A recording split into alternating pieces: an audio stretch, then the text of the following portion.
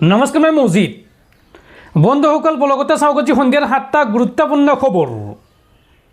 প্ৰথমটো খবৰ, দিল্লীৰ যন্তৰ মন্তৰত আজিও প্ৰতিবাদ অব্যাহত আছে ককৰোচ জনতা পাৰ্টিৰ। আৰক্ষীৰ বাধা সত্ত্বেও সাব্যস্ত কৰি যাব প্ৰতিবাদী কাৰ্যসূচী।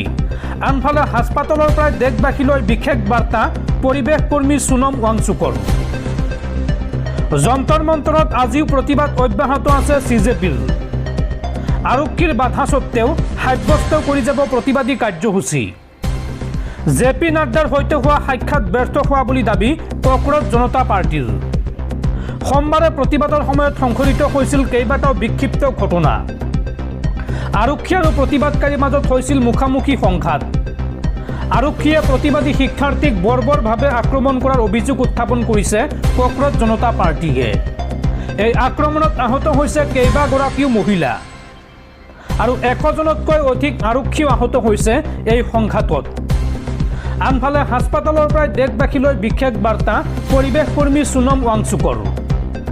অনশন চলাই যাব সোনম ৱাংচুকে। শিক্ষাৰ্থীৰ দাবী পূৰণ নোহোৱালৈকে চলি থাকিব সোনম ৱাংচুকৰ অনশন কাৰ্যসূচী। এই সন্দৰ্ভত সোনম ৱাংচুকৰ পত্নীয়ে দিলে বিশেষ ভিডিঅ' বাৰ্তা। পৰৱৰ্তী খবৰ, ককৰোচ জনতা পাৰ্টিৰ প্ৰতিবাদ আৰু নীট পৰীক্ষাৰ প্ৰশ্নকাকত ফাদিলক লৈ প্ৰথমবাৰলৈ মুখ খুলিছে দেশৰ প্ৰধানমন্ত্ৰী নৰেন্দ্ৰ মোদীয়ে। নৰেন্দ্ৰ মোদীয়ে এই সন্দৰ্ভত কয় যে পেপাৰ লিক ৰোধিবলৈ সকলো একজোট হ'ব লাগিব। প্ৰশ্নকাকত ফাদিল ৰাজনীতিৰ বিষয় নহয়, যুৱ প্ৰজন্মৰ সৈতে কাকো খেলিবলৈ দিয়া নহ'ব।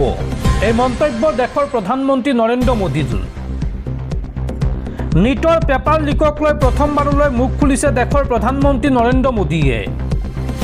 নৰেন্দ্ৰ মোদীয়ে এই সন্দৰ্ভত কয় যে যুৱ প্ৰজন্মৰ ভৱিষ্যতৰ সৈতে কাকো খেলিবলৈ দিয়া নহ'ব। পেপাৰ লিকৰ দোষীক কঠোৰতম শাস্তিৰ আশ্বাস প্ৰধানমন্ত্ৰী মোদীৰ।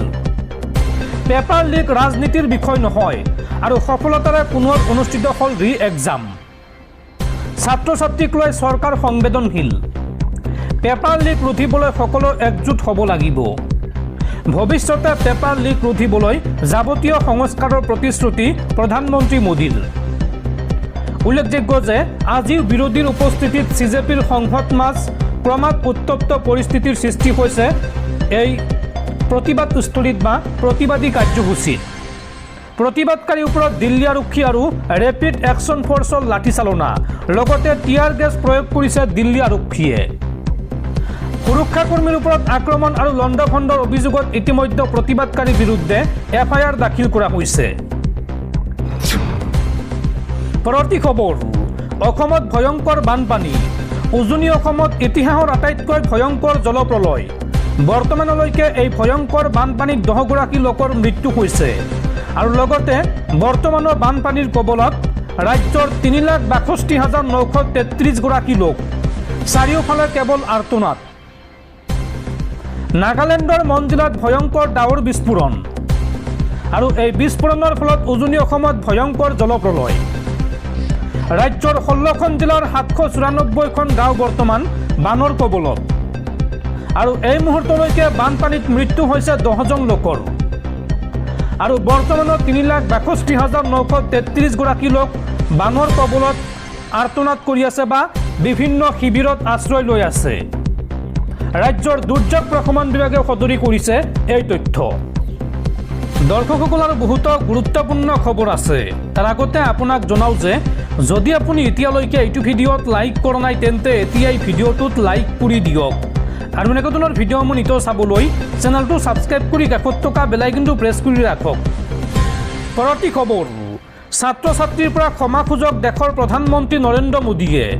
কেন্দ্ৰীয় গৃহমন্ত্ৰী অমিত শ্বাহ আৰু শিক্ষামন্ত্ৰী ধৰ্মেন্দ্ৰ প্ৰধানে পদত্যাগ কৰক। যুৱ প্ৰজন্মৰ ভৱিষ্যত শেষ কৰি পেলাইছে মোদী চৰকাৰে।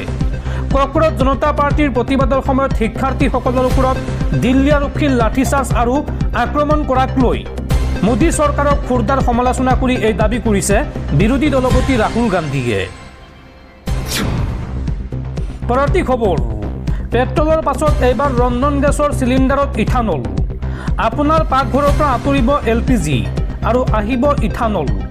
এই সন্দৰ্ভত ইতিমধ্যে প্ৰাৰম্ভিক কাম কাজ আৰম্ভ কৰিছে কেন্দ্ৰীয় চৰকাৰে। পেট্ৰলৰ পাছত এইবাৰ পাকঘৰত ব্যৱহাৰ হ'ব ইথানল।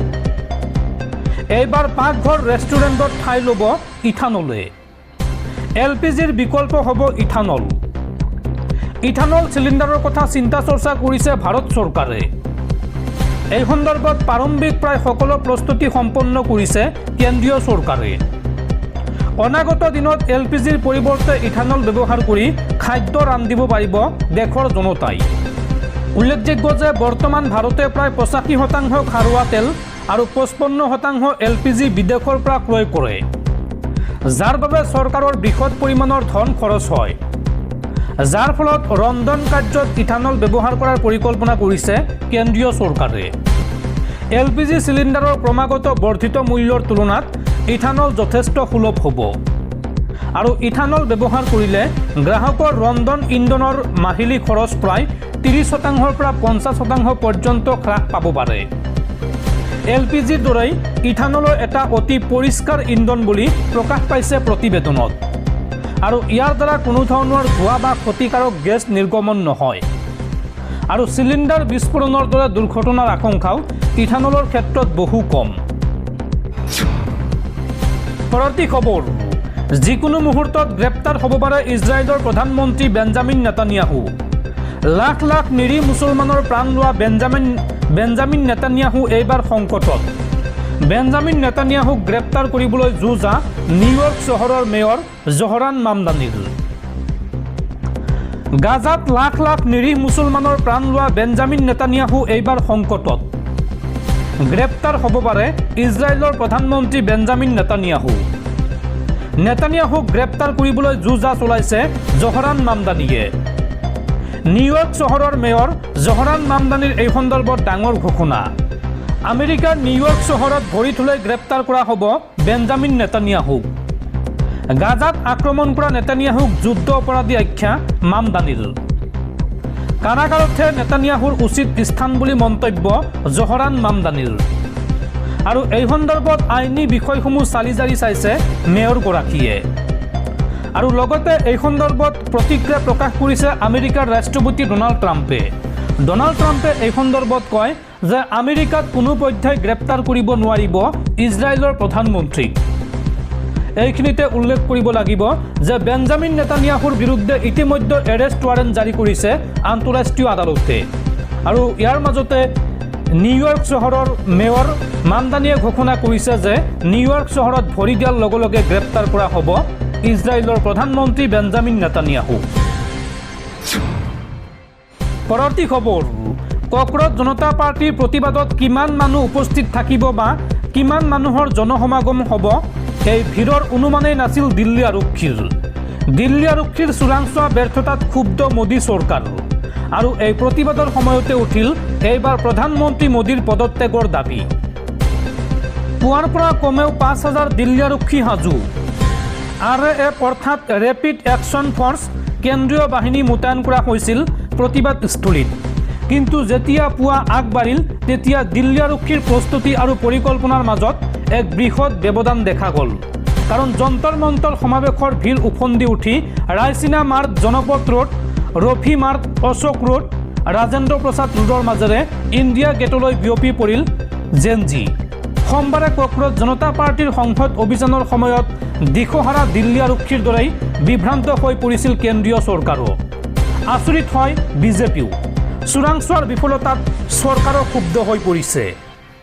দিল্লী আৰক্ষীয়ে এই সন্দৰ্ভত আগতীয়াকৈ ভৱিষ্যতবাণী কৰিব পৰা নাছিল যে জেনজি এনেদৰে উপচি পৰিব। ফলত অপৰিপক্ক মানসিকতাৰে সমগ্ৰ পৰিস্থিতিটো চম্ভালিলে দিল্লী আৰক্ষীয়ে। কিয়নো প্ৰচণ্ড লাঠিচাৰ্জ, কন্দুৱা গেছ প্ৰহাৰ, গ্ৰেপ্তাৰৰ মাজত আগ্ৰাসন আৰু দমন পীড়নৰ ছবিখনেই অধিক স্পষ্ট হৈ পৰিছে। পুৱাৰে পৰাই দিল্লী মেট্ৰ' কৰ্পোৰেশ্যনে মধ্য দিল্লীৰ ইটোৰ পিছত সিটো ষ্টেচনৰ পৰা ওলাই অহা পথ অৱৰোধ কৰি ৰাখিছে। উল্লেখযোগ্য যে বাহাদুৰ শ্বাহ জাফৰ পথ বা অশোক পথ বন্ধ কৰি দিয়া হয়। এটা প্ৰশ্নক লৈ অত্যন্ত চিন্তিত হৈ পৰিছে চৰকাৰ। অৰ্থাৎ এই বিশাল জনসমাগম ক'ৰ পৰা আহিল।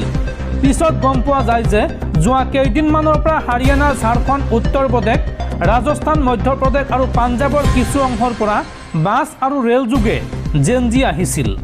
প্ৰায় 1 লাখ লোকৰ এনে সমাৱেশৰ কোনো ধাৰণা নাছিল দিল্লী আৰক্ষীৰ। এতিয়া প্ৰশ্ন হৈছে, তেনেহ'লে সমগ্ৰ দেশতে কোনো চেপি ৰখা ক্ষোভৰ সৃষ্টি হৈছে নেকি? আৰু দিল্লীয়ে সেই ক্ষোভৰ প্ৰথম আভাস সোমবাৰে দেখিলে। জয় ভীমৰ পৰা বন্ধে মাতৰমলৈ, ইনকলাব জিন্দাবাদৰ পৰা জয় হিন্দুলৈকে দলহীন ৰাইজৰ সকলো ধৰণৰ শ্লোগানেৰে ৰাজপথ কঁপি উঠিল। অনশন আৰু ধৰ্ণাৰ শ্লোগান আছিল ধৰ্মেন্দ্ৰ প্ৰধানৰ পদত্যাগৰ দাবী, আৰু সোমবাৰে প্ৰতিবাদকাৰীৰ প্ৰচাৰৰ শ্লোগানত প্ৰধানমন্ত্ৰী মোদীৰ পদত্যাগৰো দাবী জনায়। বিজেপিয়ে দাবী কৰিছে যে এই শ্লোগানবোৰৰ পৰা স্পষ্ট হৈ পৰিছে যে এই আন্দোলনটো আচলতে সম্পূৰ্ণ ৰাজনৈতিক উদ্দেশ্য প্ৰণোদিত। আৰু কক্ৰজ জনতা পাৰ্টীয়ে বিপৰীত সুৰত 51 বছৰ পুৰণি শ্লোগানটো পুনৰ সজীৱ কৰি তুলিছে। সিংহাসন খালী কৰা জনতা আহি আছে। এইটো 1975 চনত জয় প্ৰকাশ নাৰায়ণৰ আন্দোলনৰ শ্লোগান আছিল ইন্দিৰা গান্ধীৰ বিৰুদ্ধে।